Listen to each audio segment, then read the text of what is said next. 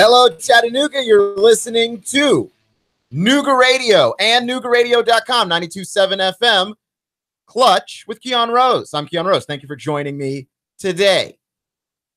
Last night, national championship game. And what a game it was. Villanova taking the win over Michigan in a pretty lopsided game eventually. It didn't start off that way. In fact, Michigan had the lead through much of the game. But I mean, I thought it was a very fun game. Even as the score got entirely out of hand, I thought it was a very fun game, if not almost entirely for the emergence of Dante DiVincenzo. And he's special. He's special. He does have this particular quality about him. And the questions immediately started popping up. Like, is Villanova a powerhouse now? Is Villanova going to be a dynasty? And I don't think so. Honestly, don't think so. Look, Villanova is very good. And Villanova is always, I think as long as Jay Wright is there, Villanova is going to be a part of the fabric of future Final Fours and Elite Eights and Sweet 16s. And maybe they'll win other titles. I'm not saying they won't win other titles, but will they be a dynasty? Will Villanova run the college basketball world? And I don't think so. And the reason I don't think so is because we talk about the NFL being a copycat league, but the NFL is not the only copycat league. Like, other places copy. This is the world, right? Like, first you have Uber, and then you have Lyft. You have a number of online auto insurance companies. They all copy each other. And you can have an advantage by being first. Being first helps. But do we just have one social media platform, or do we have multiple? Do we have just Facebook? Or don't we also have Twitter? And didn't Facebook kill MySpace? Like, just because you have a blueprint doesn't mean that blueprint can't be followed by other people. And Villanova has been a very good basketball team for years, right? Like, they make the tournament all the time. And Jay Wright has been at Villanova for 14 years. But they only have 2 titles in the last 3. Jay Wright didn't suddenly become a better coach. He's been this good the whole time. But he found an advantage with one and dones, which is, if I don't recruit one and dones, if I recruit guys who want to go to college all 4 years, if I recruit guys who maybe need some polish, maybe needs a little bit of developing, if I recruit those guys and coach those guys patiently until they become very good college basketball players, that's enough. That's enough. Jay Wright figured out the obvious fact that other people didn't figure out, and that's this. Getting a guy who eventually develops into a high-end college basketball player is just as good as getting a bunch of young guys with NBA potential, especially since all those young guys with NBA potential don't stay in college, don't get better in college, don't get more experience, don't get team chemistry together in college. You've got 1 year to figure it out if you're relying on a one-and-done team. Jay Wright doesn't ever have to do that. And now that he has been doing this for a while, he's locked and loaded. Right? Like, he's got a bunch of guys who are sophomores and juniors who are going to be juniors and seniors next year. And it's going to continue. And a few of his guys actually now can make it to the NBA, right? Like, Jalen Brunson's a guy that's probably going to be a high-level draft pick, probably a lottery pick. So we see that this actually works out for multiple people. Jay Wright is using the market against itself, which is essentially, hey, if you guys aren't going to recruit these guys who can be really, really good, maybe they're not great, maybe they're not going to be the number 1 overall pick ever, but I don't need a bunch of guys who are going to be the number 1 overall pick. I just need a bunch of guys who are really good college players. We're playing college basketball. That's all I need. And Jay Wright has capitalized on that. My thing is, though, he's not going to be the only one. I think that other schools are going to pick up on this. I can't imagine that any of the guys that Jay Wright recruited would not have gone to Duke if Duke had recruited them. They would not have gone to North Carolina if North Carolina would not have recruited them. And you know who really could have used any of this level of talent? Syracuse. Syracuse can go from not even really needing to be in the tournament, shouldn't be there at all. They can go from that to being in the Sweet 16 based on their zone alone. If you gave them actual talent, if you gave them guys who could actually play, yeah, Syracuse would be really good. I mean, other schools are going to start picking up on this, and bigger schools, right? Like our typical blue blood schools, which we now describe Villanova as being, but we would not have described Villanova as being that a few years ago. This is what they've become. They're really good now. And I can't imagine that if you're Coach K, yeah, you go ahead and get Zion Williamson if you can get him. I would not turn that guy down if he wanted to play for me. But also, if there's a guy that wants to play 3-4 years and you think that he can be a high-end college player, not everybody's got to be a lottery pick. And I think a lot of schools have capitalized on this, by the way. It's not just Jay Wright and Villanova. I think Villanova's done really well for themselves, and Jay Wright is an exceptional coach. But Wichita State is now a household name. A few years ago, they were Cinderella. Why? Well, they recruit similar players to what Villanova gets. Guys who are very good. And Virginia does this to an extent as well, because it's not like Virginia's got a history of being ACC royalty either. Guys who can be very good college basketball players and maybe even rotational players in the NBA. And that's good enough. That's good enough. You're listening to all new Nuga Radio, NugaRadio.com, 92.7 FM, Clutch with Keon Rose. The tournament is about who can adapt the most.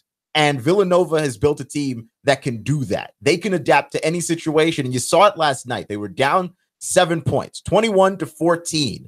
And they weren't able to do a lot of the things that they wanted to do. You could tell early in the game they wanted to push around Michigan. They wanted to get inside the post, get in the paint, post up, and use their size advantage. And Michigan, to their eternal credit, was having none of it.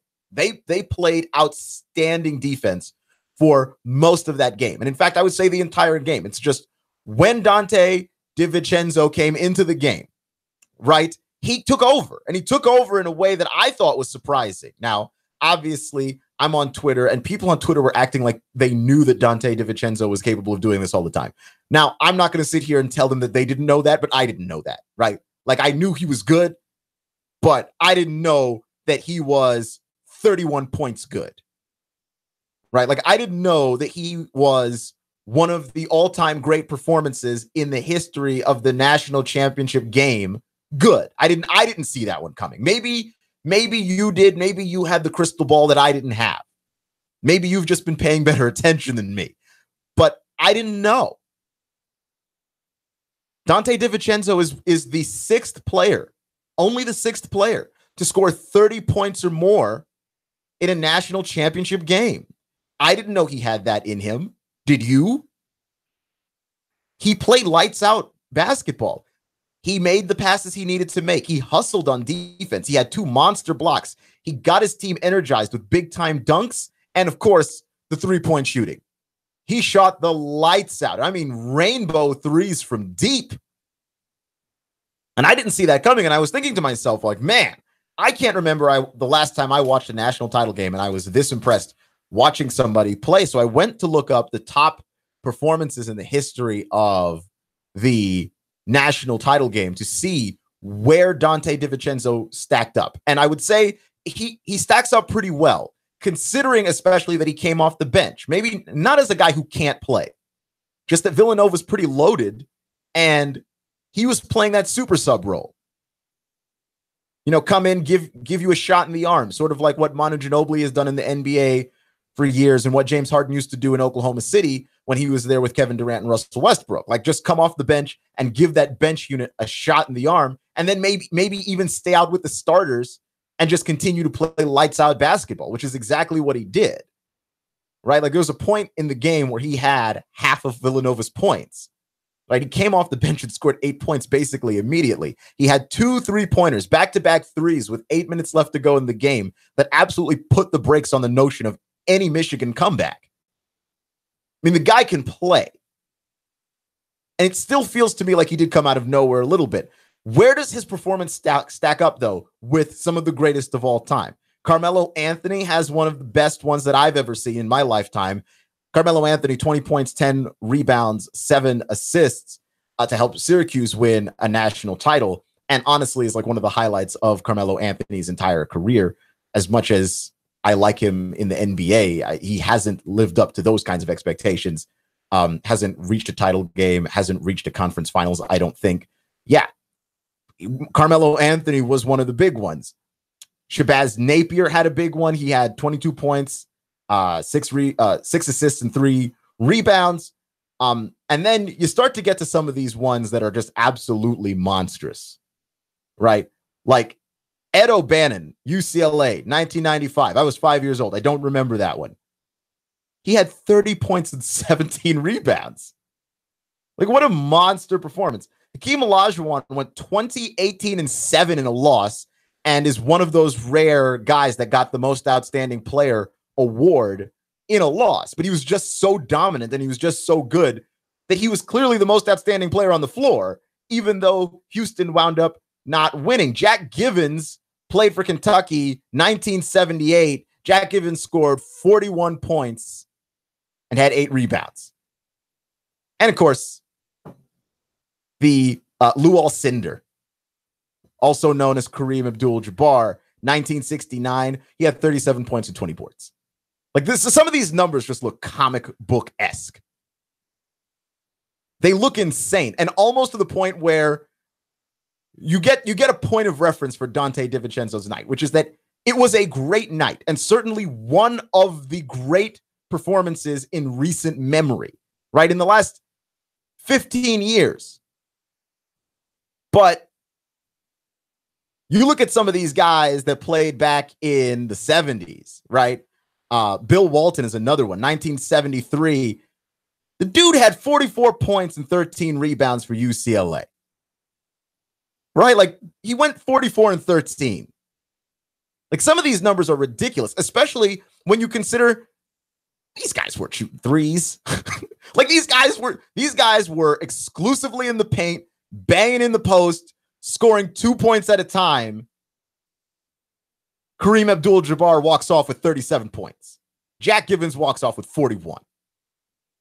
Danny Manning, 1988, 31 and 8 for Kansas. Like, these guys were putting up monster numbers in a time where you didn't even shoot threes like that. If the three-point line existed at all, because, of course, Jerry West dominated college basketball at a time when there was no three-point line. I think he had something like 27 points in one of his national title victories. Like, you could just see how dominant those performances were. Dante DiVincenzo's obviously in the mix, in the conversation, but I would say that it would fall short of anything that Lew Alcindor, a.k.a. Kareem Abdul-Jabbar, and anything that Bill Walton have done. Because those guys walked away with, and Jack Givens, like, those guys walked away with 40 points on the board at a time when you didn't shoot threes. You're listening to All New Nuga Radio, NugaRadio.com, Clutch with Keon Rose. So Dante DiVincenzo was actually celebrating what's obviously the biggest night of his career. He's 21 years old. He completely dominates the national title game. And I feel like we're getting way faster at ruining people's lives with this stuff. Someone dug up an old tweet from Dante's Twitter timeline, and he used the N-word in a tweet. Now, he was quoting a rap line by Meek Mill, right? And he quoted the line in his tweet, and in the rap lyric is the N-word. And so, yeah, it to me, that's not something that anybody should be saying, right? Like, I don't think that if you are, and Dante DiVincenzo, if you haven't guessed by his very Italian-sounding last name, he's white. And so using the N-word, people are ready to be offended about this stuff, and understandably so. But where I think it gets to be ridiculous is He tweeted that 7 years ago. It was a seven-year-old tweet. Now, to be clear, Dante DiVincenzo is 21 years old now. He tweeted that in 2011. This means that Dante was 14 years old when he sent out that tweet. Are we really going to hold this against a 14-year-old? Right? Like, yeah, you would prefer that didn't happen. But the dude was 14. That's a third of his life ago. Are we really going to hold this against him? Now, he said he didn't remember sending the tweet, which obviously, who remembers? Do you remember a Facebook post that you put up from 7 years ago? If I showed you a Facebook post from 7 years ago, you wouldn't remember it. Facebook does this all the time. Facebook will give you a post that says, oh, remember 6 years ago when you said this? And then you cringe a little bit like, really? I did say that? Oh, and there's nothing you can do about it. But you said it and you don't even remember that you said it. That's where we are with social media. You just use it a ton. You don't remember any of this stuff. How are you going to hold that against a 14-year-old kid, right? And he had some other problematic tweets as well. I think they've since been deleted. The internet never forgets. And on this guy's big day, we're going to ruin his life with that. I think that's incredibly unfair. It's the stupidest thing that has come. Who sat there and said, you know what? Dante DiVincenzo, he's having a great night. I'm going to go through his Twitter timeline and see what he said forever and forever ago. Oh, scandalous. No, like why would you do that? What no life having loser sits around and does that? Because it's not even like it's easy to search tweets. You literally have to go to someone's timeline and just scroll backwards through 7 years worth of nothing. Because most tweets are useless. And I tweet a lot. And I can tell you that I keep my tweets strictly to sports. And most of my tweets are useless. Like most tweets are useless. You had to sit there and scroll through 7 years of useless tweets to try and figure out if you could find something to ruin that guy's night. And then a reporter had to ask the question. And yeah, he said he didn't remember. Because of course he didn't. It was 7 years ago. He was a child, and now he's an adult. Now, if he tweeted that now, that would be problematic, right? I believe the women's lacrosse team, is it a lacrosse team? I think it was either lacrosse or softball. I'm sounding very ignorant right now, but there was a team, a women's team that got in trouble because they were singing the song Freaky Friday by the rapper Lil Dicky, and Lil Dicky has a part in the song. Well, Chris Brown is in the song, and Chris Brown says the N-word a lot in one portion of the song, and the girls are singing along, and they record it and they upload it. Yeah, I hold that against you because you're already in college. You really ought to know better. Like, you really ought to know better. You can't say that, record that, and upload that to the internet. You know better. You are grown people. I'm not going to hold it against a 14-year-old, something that he said when he was 14. Right? It's problematic, but it's not the end of the world. And I expect that he's a wildly different person, because I can't imagine that you were the same person that you were 7 years ago. And it's even more drastic because from 14, he was just starting high school, and he's now going to the point where he might be getting ready to finish college soon. That's a gigantic gap of time. That's an awesome leap in time to hold that against somebody. And I just don't think that that's fair. I don't think it's fair that someone decided to bring that up on the night where we're actually celebrating an achievement that he had, that he worked his butt off to be able to be prepared to get into a basketball game and to dominate it the way he did on the biggest stage possible in the biggest moment. His team needed him. They needed him. And he went out there and he played his behind off. You just can't hold it against the kid. Right? Like, for someone to do that, that is particularly unfair. And you, whoever it is that dug that up and decided that that was the moment to bring it up, you're a loser. You're a dork. Get a life. I mean, that's insane. You're listening to all new Nuga Radio, NugaRadio.com, 92.7 FM. By the way, this is not going to be a great series. between the Braves and the Nationals. I am gloating a little bit. I'm a Nationals fan, but man, the Braves are already down. They're already down. They've got to figure something out, especially Julio Teheran, man. He's been having some really bad starts at SunTrust. Like some of the worst starts of his career, especially over the last couple of seasons, have been at home, and that's puzzling to me. So we'll talk about that, and we'll talk about the Masters, Tiger Woods returning to that tournament next. Clutch with Keon Rose, 92.7 FM.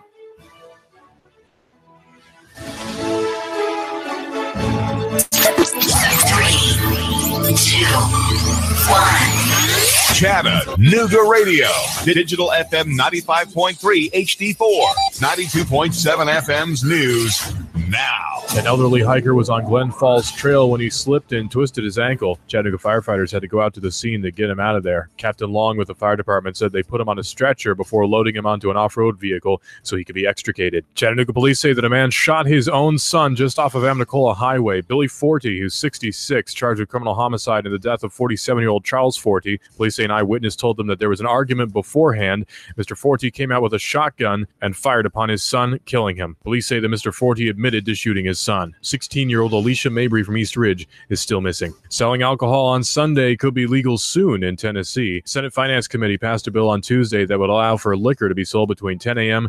and 11 p.m. on Sundays. Russell Stroud, Nooga Radio News Talk 92.7 News.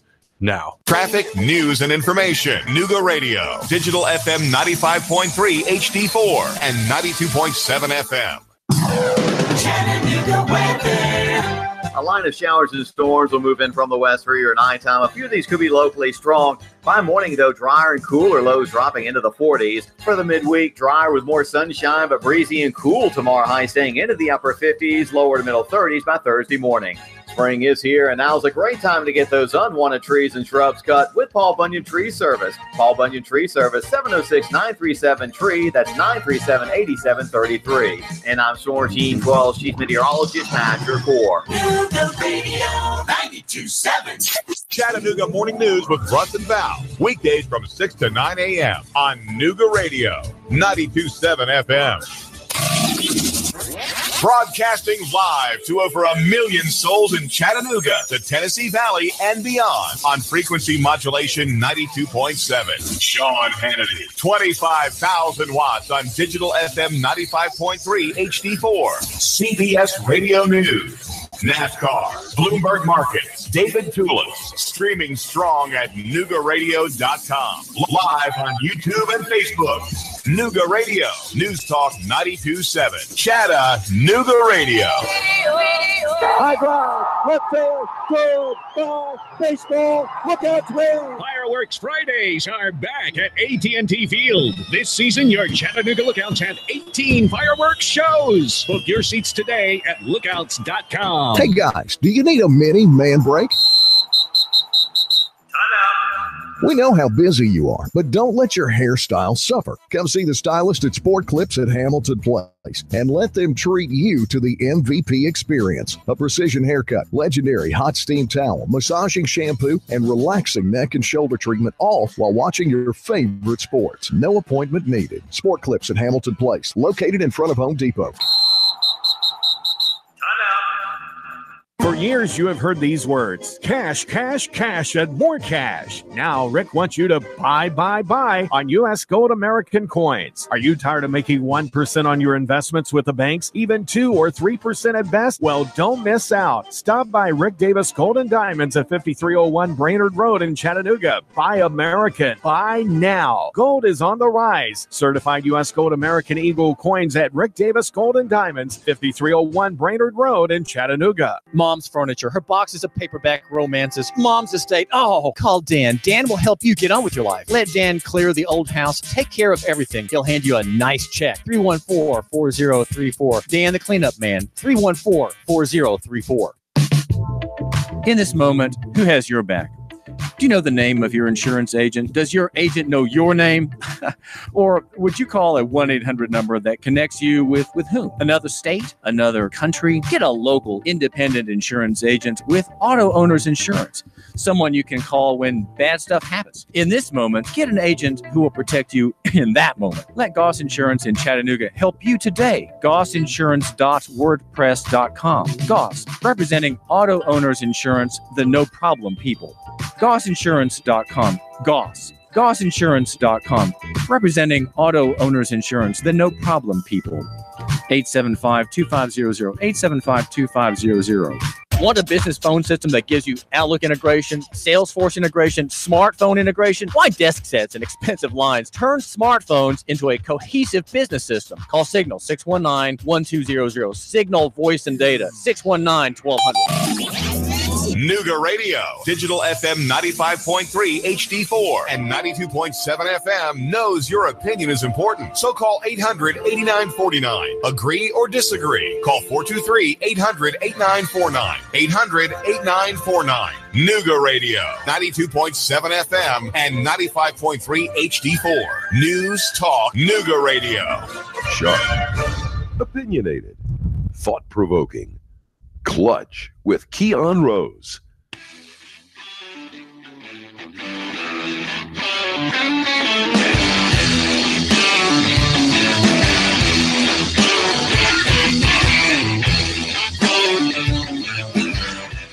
Hello, Chattanooga. You're listening to all new Nuga Radio, NugaRadio.com, here on 92.7 FM, streaming live. Thank you for listening, however it is that you are listening, whether you're joining us on Facebook. We have a few people on Facebook, or you're joining us. We are also streaming live on YouTube. Got a couple of people watching on YouTube as well. So thank you for checking us out in those ways. And of course, if you're in your car, if you're at home and you're listening to us on 92.7 FM, thanks for that as well. The Braves have gone and tied this thing up because that's what happens when I gloat smugly. I'm a Nationals fan, and this is the misery that I get.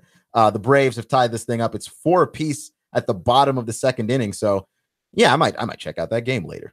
I might check that game out later. That looks like it's going to be a fun one. So yeah, we had a great national title game last night, and we're going to have the Masters coming up this weekend. And I'm trying to figure out who the favorite in this field is, right? You want to say Jordan Spieth, or at least I want to say Jordan Spieth. I do like Spieth a lot. I am a big Jordan Spieth guy.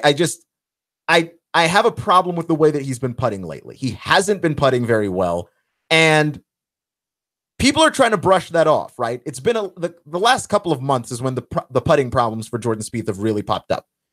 And people want to brush that off like it's not a big deal. But Jordan Spieth is not a guy that has a ton of length in his game. He's not the guy that hits the ball forever. And most of the other guys in the field can. Whether you want to talk about Tiger Woods and the way that he's been hitting the ball lately, Justin Thomas, Dustin Johnson, Rory McIlroy has found his form in the last couple of weeks. Whether you want to talk about how those guys have been hitting the ball, those guys have distance. Jordan Spieth is the one guy. He really doesn't have a ton of distance in his game.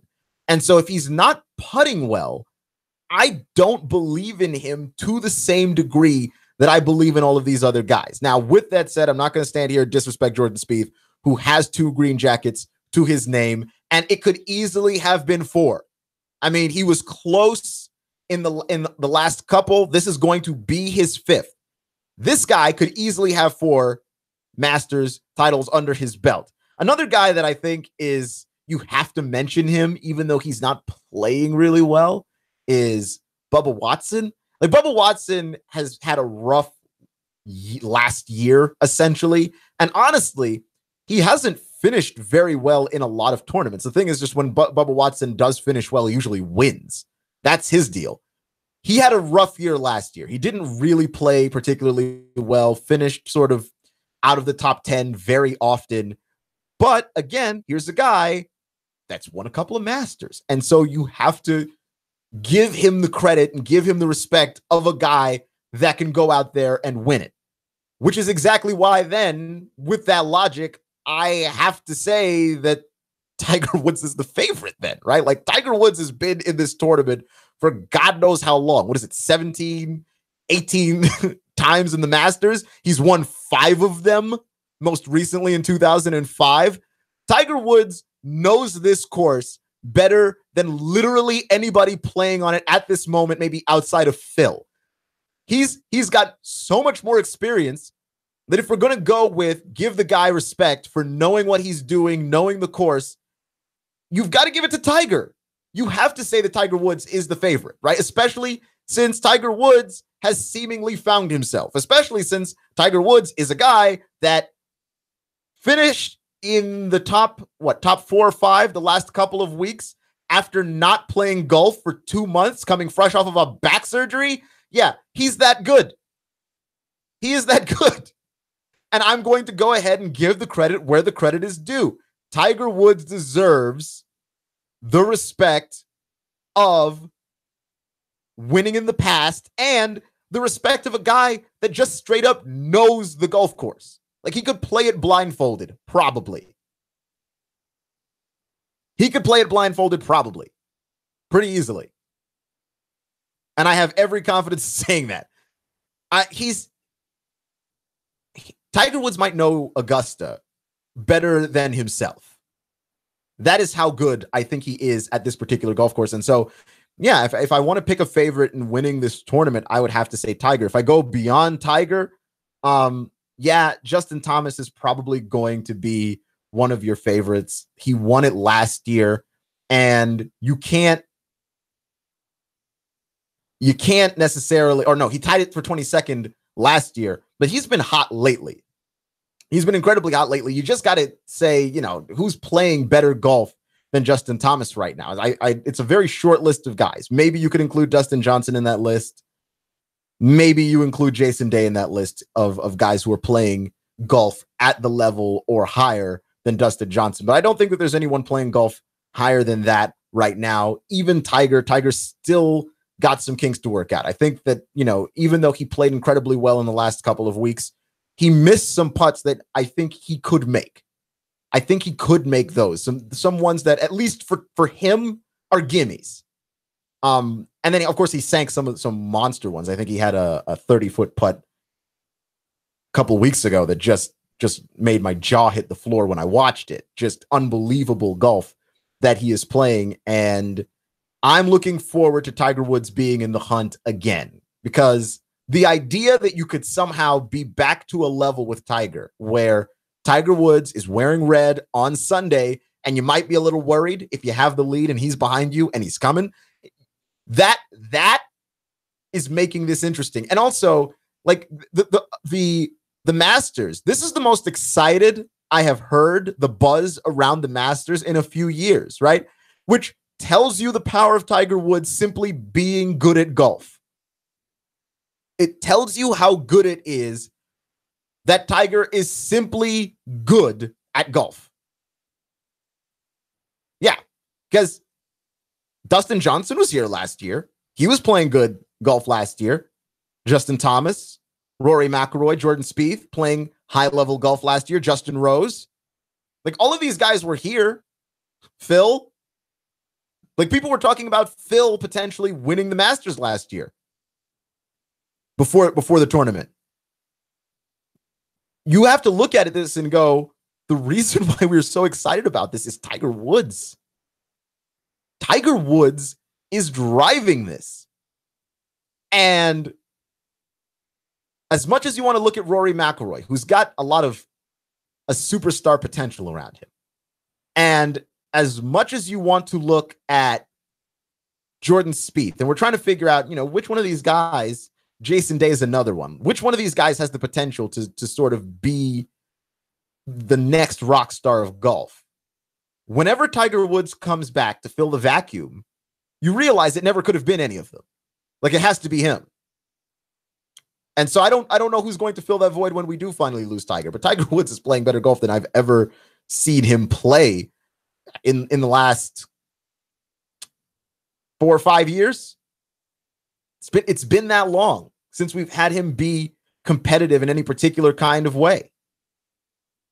You're listening to all new Nooga Radio, NoogaRadio.com, here on 92.7 FM. The Cleveland Browns are going to ruin the draft, aren't they? the Cleveland Browns are going to ruin the draft again. And the only question I have to ask is, how are they managing to do this? The Cleveland Browns are going to ruin the draft again. There is a report that the Cleveland Browns, who have the number 1 overall pick by virtue of winning 0 games last year, in large part because they had no reliable quarterbacks, DeShone Kizer being their main go-to guy. And DeShone Kizer, and this isn't really his fault, but DeShone Kizer had easily one of the worst seasons of quarterbacking that I have ever seen in my life, in my whole entire life. He was awful. Now, he wasn't ready, and they put him on a bad team, and he should never have been out there. That's on Hugh Jackson. That's on that coaching staff. That's on the GM. That's on everybody that made that possible for him to be out there in over his head. But the Cleveland Browns need to draft a stud at quarterback. And there are a few guys who have the potential to do that. There are a couple. Josh Rosen and Sam Darnold, to me, are clear and away the 2 most obvious guys because they look the part. They played in offenses where I think if they made the jump to the NFL, it's not going to be that hard for them to figure out what's going on. They're both very intelligent, cerebral guys. And you're not going to have to worry about, well, are they tall enough? You're not going to have to worry about things that you have to worry about with Lamar Jackson. Lamar Jackson's got the funky throwing motion and the mechanics that need to be worked out. And also, he didn't play at anything resembling an NFL offense at Louisville. And with Baker Mayfield, again, Oklahoma doesn't resemble an NFL offense even remotely. And Baker Mayfield is 6'1", which makes him short. And if you're short in the NFL, overwhelmingly, it doesn't work out for you if you're a quarterback. Like a handful of those guys have ever been able to really work out. So you have those red flags with Baker Mayfield and Lamar Jackson. You don't necessarily have those with Josh Rosen or with Sam Darnold. Josh Allen, to me, has more red flags than a battleship. I mean, they've got more red flags. He's got more red flags than the Chinese. He doesn't seem to have the feel for the game that you would like. He's got the tangibles. He's got big hands. He's a tall guy. He's got a strong arm. Everything that you can measure, he's good at. But everything else, I worry about Josh Allen. I worry about him a lot in his success in the NFL, especially if you're going to put him out there in Cleveland, where the team is not good, and he's going to need to be great right away. That seems problematic to me. He's going to need to be fantastic almost immediately, and I don't see it. I don't see it. And the Cleveland Browns are so high on Josh Allen, a man with 2 first names, that they're going to, it's highly probable that they're going to select Josh Allen with the number 1 overall pick, even though Josh Allen is not the best quarterback in this draft. And I don't know who it is. You could make a strong argument for Rosen or Darnold or Mayfield. You can't make the argument that Josh Allen is the best quarterback in this draft. You could make an argument for him being in the top 3, in the top 5, but you can't make an argument that he's the best quarterback in this draft. Are you out of your mind? He isn't. It's not even close. Like, I actually don't know what the Browns are doing. You stock up all of those draft picks. If you draft Darnold and it doesn't work out, that's fine, because you took a shot on a guy that the consensus is he's one of the guys that can show up and help you win. And in fact, Sam Darnold might be, both physically and mentally, the guy most likely to show up and help you win football games right away. He can make plays with his arm that most guys coming into the league can't make.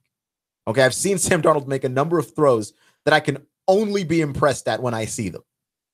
Yeah, he's got a turnover problem. Guys entering the NFL typically have turnover problems. Peyton Manning came into the league 1998 with turnover problems.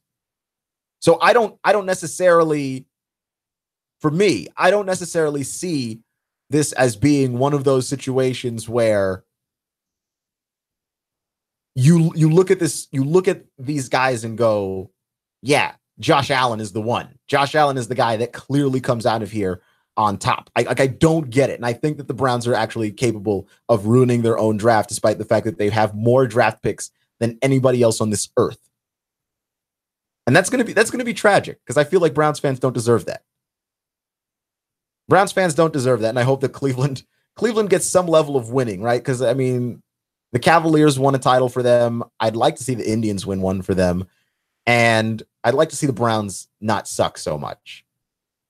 If Philadelphia can lose their loser status, then Cleveland can lose that status too, right? Remember when Philadelphia was always the underdog? Now the Eagles have a Super Bowl. Villanova's got 2 titles in 3 years. The Phillies are still trash, but remember that? The 76ers look pretty good. They're the most exciting team in the NBA. Philadelphia's not a loser city anymore. What happened? What happened? Where did they go? Cleveland is now the only loser city. Right? Like I've never seen Cleveland be good at anything outside of having LeBron. Just never seen it. So, other NFL news. The Patriots trade Brandon Cooks to the Rams. And far be it from me to question the great Bill Belichick. But what are the Patriots doing? What are the Patriots doing? And we do this every year. The Patriots trade some guy that you think that they don't need, or they cut some guy that you're like, that guy is an absolute necessity to the team. And they just keep on trucking. And every year you ask the question, what on earth are these guys doing? What do they know that the rest of us don't know? And every year they're fine. But I honestly think this is the one year that the Patriots might fall off a ton, because they've shipped away Brandon Cooks, who in fairness was not that effective for them in the playoffs. In the regular season, though, he was incredibly useful to Tom Brady, especially in the absence of Rob Gronkowski. But also Rob Gronkowski, right? Like, Rob Gronkowski is incredibly unhappy in New England right now. And the Patriots don't do unhappy. We saw it with the whole Randy Moss thing. And Randy Moss is the best receiver that Tom Brady ever got to throw a pass to. And they let him go. The Patriots don't do disgruntled very well. You show up to work and you do what we tell you, or you don't play here anymore. But Rob Gronkowski is also the most important player on that team not named Tom Brady. And I don't think that it's possible for the Patriots to make a run to the Super Bowl like they did last year without him. Rob Gronkowski messes up your whole defense in a way that no other player can. Brandon Cooks is speedy. And if you're telling me that Chris Hogan is what it is that's going to be holding your offense together as far as your receiving core goes, I think you're nuts. I don't know what other options the Patriots have. I don't know if there's somebody that they're looking for in the draft. But this idea that they could just ship away pieces at will is crazy to me. Is crazy. And as for the Rams keep getting better and better and better. And I'm wondering, when is it going to be that the pressure gets to be too much for that particular football team? When is there going to be too much pressure for them? Because they have no excuses now. They went ahead and showed the world that they can beat elite level talent, that they can make it in the playoffs, that they can win in the playoffs. They went and showed the world that last year. And then they went out and acquired Ndamukong Suh for their defense. They've gotten Brandon Cooks to add to a wide receiver core that was pretty deep. And honestly, if the Rams had stood pat, if the Rams did not attempt to acquire a single asset this offseason, they'd still be one of the favorites in the NFC to at least go to the NFC title game. To add Brandon Cooks and to add Ndamukong Suh means you guys have to win. It means you guys expect to win, and you expect these people to put you over the top. And I'm sure that they will, but the weak link here is still Jared Goff. And I am convinced that Jared Goff is a good quarterback. I did think that he was the best quarterback in the draft that he came out in. I was wrong about that. It is Carson Wentz. But I think that he's the real deal. He does need a lot of help from his offense, and is specifically Sean McVay, who is the head coach and offensive coordinator.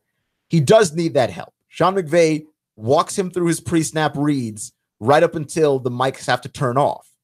And for Jared Goff being a young quarterback who played in a spread attack, in an air raid attack, for him to be able to get that level of help and assistance from his head coach, that's huge for him. That helps him a lot. And I think that that's big time when it comes to how good the Rams can be, how good their ceiling is. But if teams start to figure out Jared Goff, who certainly made a lot of plays last year, but I didn't think he was exceptional.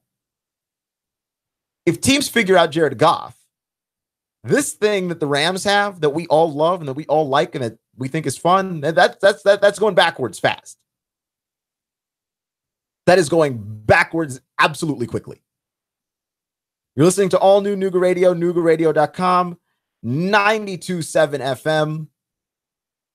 1 minute left of the show, so it's time for the public spectacle where I make fun of a person who's decided to do something in the world of sports that embarrasses themselves and others. That award goes to Jeff Van Gundy of the ESPN broadcast the other night, in which Jeff Van Gundy asked, what is a second cousin? He wants to know. He asked the question in the middle of the game because Jeff Van Gundy does this, and it's fun and entertaining when the questions are good, but when the questions are weird, it's odd. And he asked the question, what is a second cousin and what is, I quote, legal and not legal to do with your second cousin? And mercifully, there was a commercial break before Mike Breen had to even attempt to answer that question. Mercifully. Because what on earth was Jeff Van Gundy thinking? Jeff Van Gundy is a wild card. And that's why Jeff Van Gundy gets the Public Spectacle Award for embarrassing himself and others in the world of sports. You're listening to all new Nuga Radio and NugaRadio.com, 92.7 FM. Thank you for joining us. Facebook, Twitter, YouTube. Remember, folks, it's not how you start, it's how you finish. Stay clutch, and I'll see you in 24 hours.